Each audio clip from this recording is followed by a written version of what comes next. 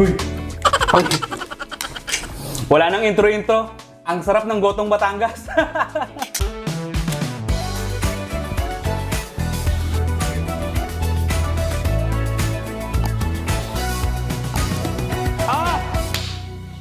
Okay guys, madali lang to. Gumamit lang ako dito ng beef shank o yung bulalo. Yan. Tapos, beef feet. Ang gagawin natin dito, papakuluan lang natin ng 10 to 15 minutes. Aalisin lang natin yung masamang ugali niya. Yung mga bula-bula, yung mga scam. Yan.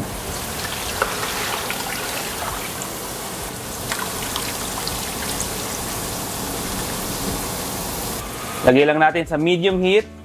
Tapos takpan lang natin. So guys, after 20 minutes, ayan, hahanguin na natin to. Dahil ito yung hindi natin kailangan, no? Madumi yan eh.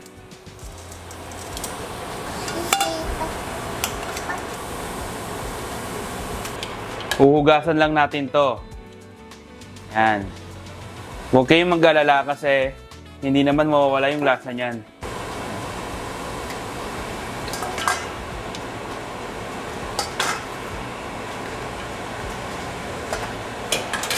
Okay guys, papalitan lang natin tong tubig. Alisin natin yan. Okay guys, papakuluan na natin to. Ito lang yung mga lalagyan nating aromatics. Onion, garlic, ginger, lemongrass, at onion leeks. Tapos lagyan natin ng salt and ground black pepper. Tapos ang gagamitin nating tubig, yung hugas bigas or yung washed rice. Washed rice ba tawag doon? Basta yung pinagugasan ng bigas. Yun ang gagamitin natin. Yung pangatlong hugas ha, para malinis.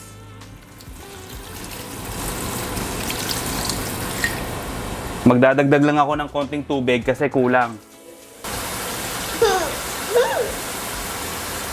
Okay. Haluin lang natin yan. Yan. Tapos, papalambutin lang natin to ng 1 oras at kalahati.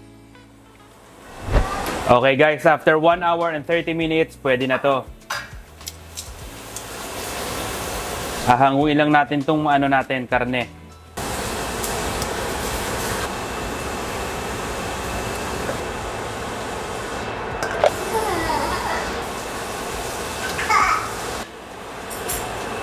Tapos itong sabaw, huwag niyong tatapon yan. Gagamitin pa natin yan mamaya. Okay guys, ngayon mag-isa naman tayo ng onion, ginger, and garlic.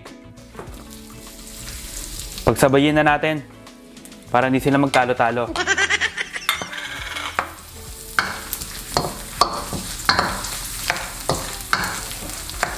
Gisahin nyo lang to maigi. Kapag nagisa nyo na maigi guys, maglagay kayo ng annatto powder. Yan. Tapos maglagay kayo ng beef cube.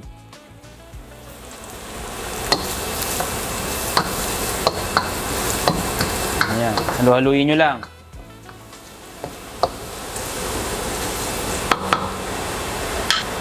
Tapos ibalik na natin yung karne. Ito yung beef shank. Hinati ko lang to. Ito naman yung beef feet. Haluin nyo lang maigi.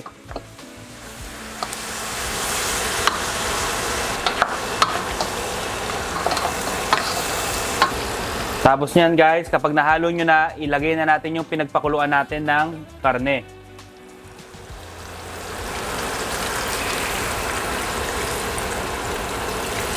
Ay!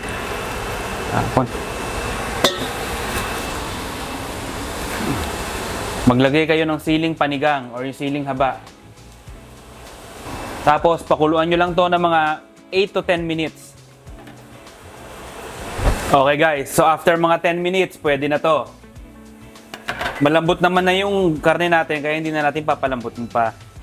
Ngayon, titimplahan natin ng fish sauce or yung patis. Tapos, lagyan nyo lang ng spring onion. Pan-toppings lang.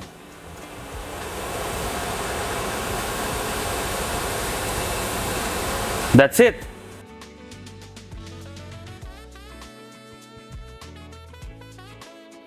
Di ba? Ganun lang katagal magluto ng gotong Batangas. Pero worth it naman. Ang sarap, grabe. Yung karne, napakalambot. Yung sabaw, sabaw palang ulam na. Ang tindi nito, guys. Po, panalo eh. Ang sarap talaga, grabe. Tamang-tama to kung meron kang gout. Eh, ito na kainin mo. Sigurado, putol yung paa mo. Hindi, paminsan-minsan lang pwede naman. Guys, hindi to authentic na gotong Batangas ha. Kasi yung gotong Batangas talaga, meron yung mga laman loob. Pero kung ayaw nyo nun, huwag kayong maglagay. Bulalo na lang ang ilagay nyo at saka yung paa ng baka. Masarap pa din naman. So, paano guys? Kung nagustuhan nyo tong video na to, i-like nyo na, mag-comment na din kayo, at syempre mag-subscribe kayo. Basta lagi nyo tatandaan na ang luto, mas masarap yan kapag pachamba-chamba lang. Kita-kita tayo next year. Ang sarap, grabe.